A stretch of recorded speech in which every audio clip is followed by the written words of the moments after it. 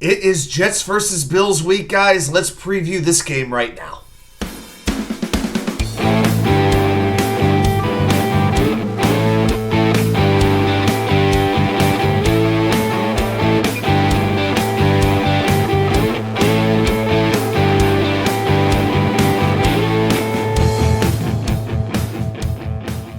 And well, welcome back to New York Sports, WickerMedia. I'm Watt2K99. Thank you, as always, for taking the time to watch these videos. Reminder, join us live every Wednesday night at 10 p.m. for the Wednesday night live show. Let's get right into this game right now.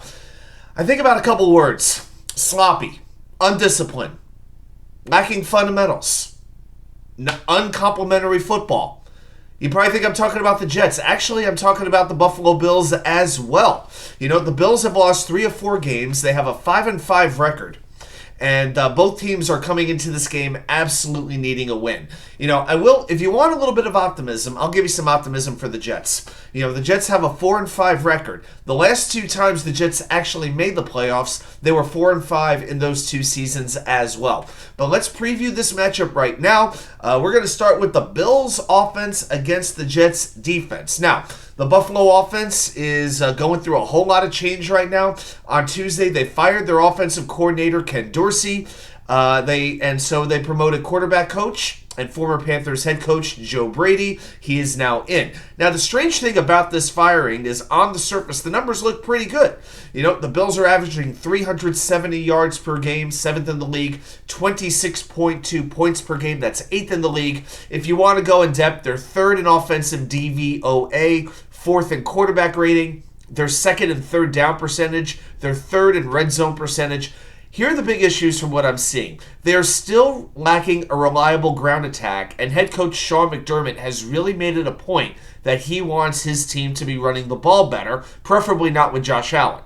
But it seems to be decent enough. They're averaging 4.5 yards per carry. But where they're really struggling is turnovers. They have 18 giveaways this season. Only the Cleveland Browns have more.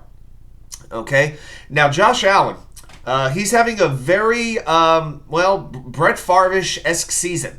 You know, he's thrown for 2,600 yards, the 4th highest in the league, 19 touchdowns to 11 interceptions. Those 11 interceptions are the most in the NFL. He's a high-risk, high-reward quarterback. That is what he is. And then you look at Stephon Diggs, his top wide receiver, number 14, 73 catches on 102 targets for 868 yards and 7 touchdowns. But if you look a little bit deeper, here's the thing with Diggs. He started the season with 5 100-yard receiving games. 5 out of 6. He had 100 yards or more. He has not had a 100-yard game since. And on Monday, he had just 3 catches for 34 yards. He was barely even used as the Bills blew the game to Denver. Now, last time, the Bills were moving him kind of all over the field. They had him lined out outside. They had him in the slot. So the Jets have to be prepared for that because we know the Jets don't shadow their quarterbacks on any one wide receiver. It's not the way the offense works. So they have to have a plan in mind to contain Diggs.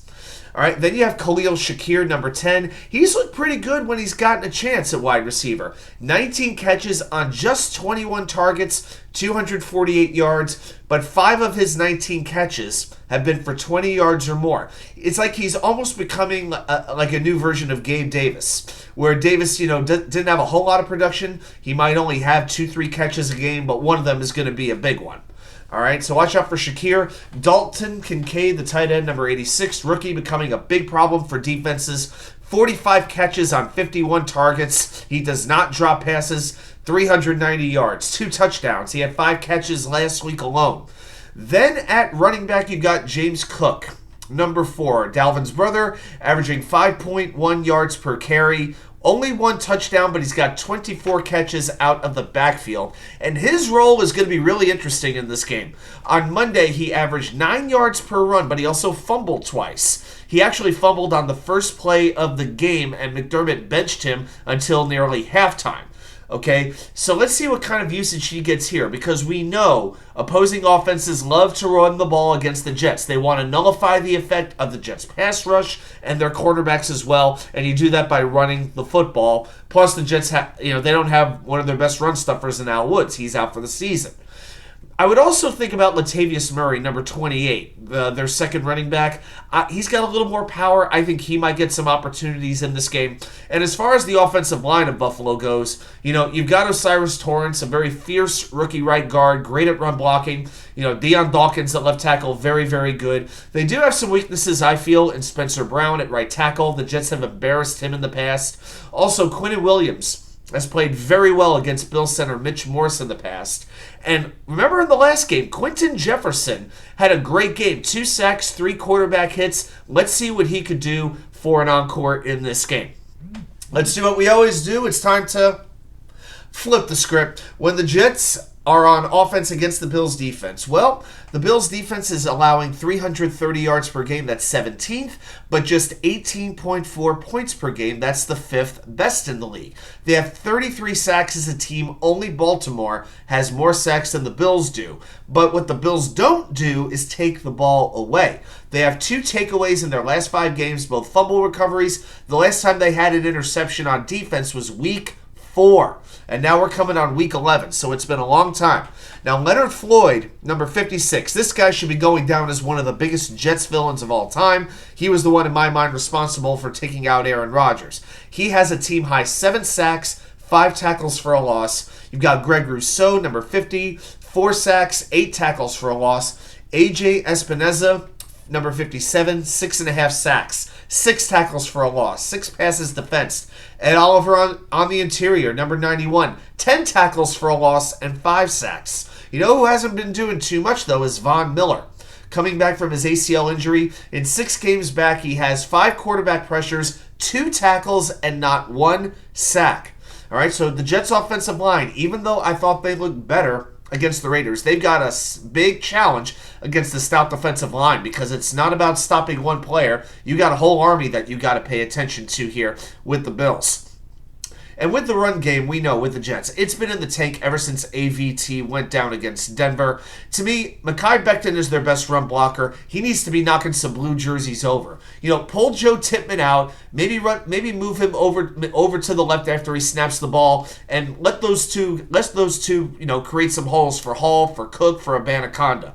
Let's see what happens. And one of the big advantages the Jets have, no Matt Milano at linebacker for the Bills, who routinely terrorizes the Jets. He's like the latest incarnation of Jason Taylor or Rob Ninkovich. So his absence is a big deal. So at linebacker, you've got Terrell Bernard, number 43. He's been playing pretty well. 93 tackles, 6 tackles for a loss, 3 sacks, 2 interceptions. He's been an upgrade over Tremaine Edmonds for the most part, but he's still not that good at pass coverage. So you might want to send somebody across the middle to try to put him in coverage, whether it's a Conklin, whether it's one of the wide receivers, one of the young, fast wide receivers. You might want to try to do that. Now, in the secondary, you've got a great safety tandem in Micah Hyde and Jordan Poyer. Their best days may be behind them. Hyde actually missed last week with a stinger in his neck. He did practice in full on Friday. I would expect him to play, but both of them are actually giving up a passer rating of over 100.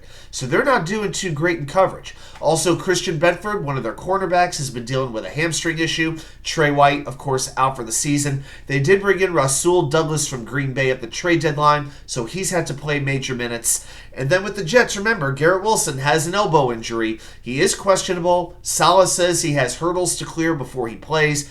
Garrett, of course, says that he will be playing. What else is he going to say? But, man, if he didn't play in this game, I think the Jets might actually score negative points. All right, couple other notes. Penalties. It's crazy. The Jets actually started this season as one of the least penalized teams in football. Over the first 3 weeks, they committed just 10 penalties. And then that started to unravel against the Chiefs. They were called 7 penalties in that game. They've never had less than 7 penalties in a game since. This team cannot beat themselves. They are not talented enough on offense to overcome beating themselves. Okay, now I think it's a big deal. Buffalo is coming off a couple of bad losses in a row and are now playing on a short week. A new offense. I mean, how much of a new offense can you really install, in 5 days? Can you install anything, or do you just go back to basics? Denver was supposed to be the get-right game for Buffalo, and now everyone thinks that the Jets are going to be the get-right game. So These teams will be taking a lot of penalties, you got to imagine. The Jets have taken 60 this year. The Bills have taken 65. Now, with special teams, Tyler Bass has been a little suspect this year. 12 for 15 on field goals. He's made all 28 extra points, and all 3 of his misses have been from 40 yards and up. Sam Martin is not a great punter in my mind. He has a 38.7 net average on his punts. That is the 3rd lowest among punters this year. Plus, he had last week he had 2 line drive punts in the middle of the field, and we've seen before Xavier Gibson has made him pay for that. Okay. And then with the Jets, I think they have a distinct advantage in this spot. Thomas Morstead, a little above league average at 42 net yards per game. And Greg Zuerlein, he's 22 for 23 on field goals. But if you can believe this, Zuerlein has only kicked 6 extra points all season. Only 6. That is absolutely crazy to think about. All right, couple other notes for the Virginia Jets fans. AJ Gators, short drive, 4:25 p.m. Bring your unwrapped toys, unopened toys for the Toys for Tots drive. Please bring those in. And December 10th, we'll be doing the Ring of Honor ceremony. December 17th, it will be the White Elephant Gift Exchange. So if you're interested in that, please let me or one of the other club officials know, and we'll be sure to prepare for that accordingly. All right, everybody. Thanks so much for watching. I'll see you right back here with more content from you know where. The Wicker Chair.